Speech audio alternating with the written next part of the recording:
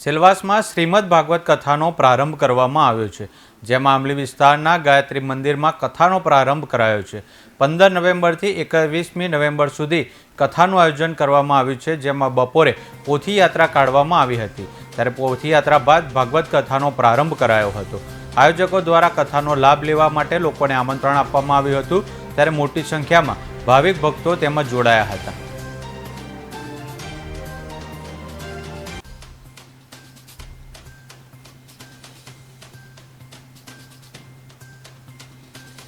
સેલવાસાની પાવન ભૂમિ ઉપર મા ભગવતી ગાયત્રી માતાના મંદિરના પટાંગણની અંદર જ્યારે આજથી કથાનો પ્રારંભ થયો છે।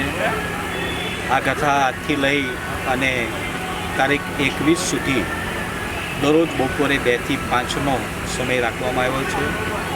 ખાસ કરી આ કથાના 2 ઉપદેશો છે। એક તો કાર્તિક માસ ચાલી રહ્યો છે, તો એ કાર્તિક માસની અંદર સર્વ પિતૃઓના મોક્ષ માટે આ મંગલ કથાનું આયોજન છે। સાથે સાથે ભક્ત પરિવાર દ્વારા પણ એવો વિચાર કરવામાં આવ્યો કે આ કથામાંથી જે કંઈ ધનરાશિ પ્રાપ્ત થશે એ ધનરાશિ ગરીબ કન્યાઓના કન્યાદાન હેતુ આ ખર્ચ કરવામાં આવશે। મને વાતનો આનંદ છે કે આ પાવનધરા સેલવાસાની અને પાવનધરા ઉપર જ્યારે શ્રીમદ ભાગવતીનું મંગલ પ્રારંભ આજે થઈ રહ્યો છે, એટલે હોંશે કોંશે આપ સૌ એ કથામાં સહભાગી બન્યા।